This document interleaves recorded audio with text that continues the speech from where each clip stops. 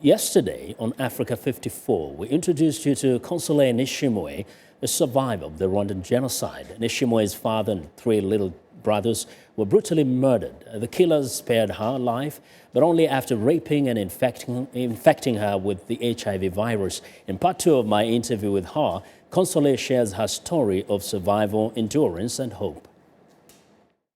The first day I remember in the night when we went to the bushes and hiding, and when we came out, my paternal aunt happened to be with us. So she was killed immediately. So, but I didn't watch it with my own eyes, but my siblings saw what happened. So, and the rest of us managed to keep hiding in many other places. And that same day, I remember when we managed to go to hide in another place, and when the killers, of course, followed my dad, and while we were sitting in our house, and that's when I remember I heard them saying that they have murdered him. Another place I remember we went, unfortunately, these killers, found us where we're hiding, and that's when my brothers were killed. They decided to kill my brothers, yeah.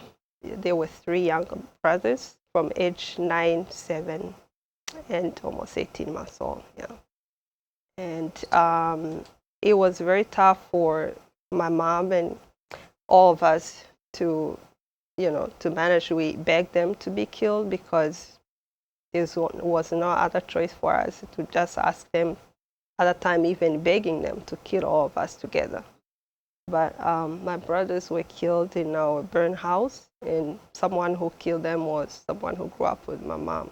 We managed to keep hiding again and going to some other place, even though we didn't want to do that. And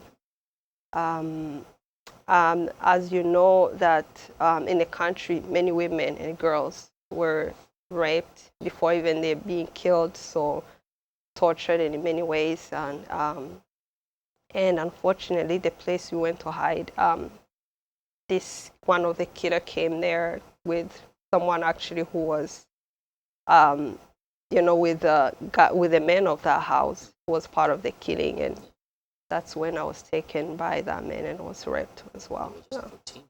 I was 14 years old, yeah.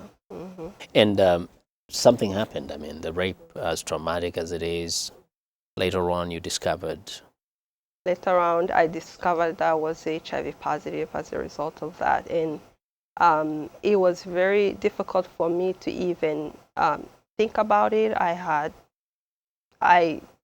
Spiritually, physically, psychologically, I was very, very crushed. And for so many years, I lived with a lot of nightmares and pain and suffering within. But somehow I managed to follow my mom's path to not be hateful and be prayerful. So, yeah. Let's talk about coping, how you, over the years, you got to cope with this pain, with the trauma.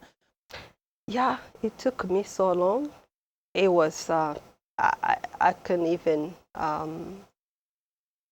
honestly, it took me so long, many, many years for me to be able to get to a point where I felt I'm comfortable enough to love life and love myself. But my mom really helped me so much because of her strength and faith as a woman who lost young kids, and being able to tell me, don't be hateful. Of course, being angry, that's part of something that comes first within you, but that helped me so much. And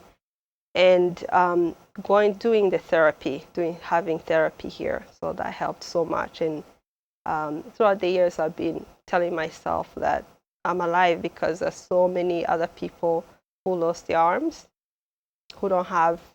I can at least walk and talk, despite I have the HIV, but there are others who have other illnesses that cannot allow them to do anything. So that gave me the strength and the courage to keep moving on, and keep reminding myself that there's a reason why I'm alive. So I have to be strong and be faithful, and looking forward to something better in the future, even though it took me a long time. But I kept reminding myself that and praying. And you managed to put your harrowing experience in a book. Yeah, and throughout the time I was, getting healed from those experiences, I was able to put the story together, which helped me a lot because I had to recall so many things that I didn't want to even go there in my mind. So that helped a lot. So it was almost like therapy as well. Well, that was Consolee Nishimwe, a Rwandan genocide survivor.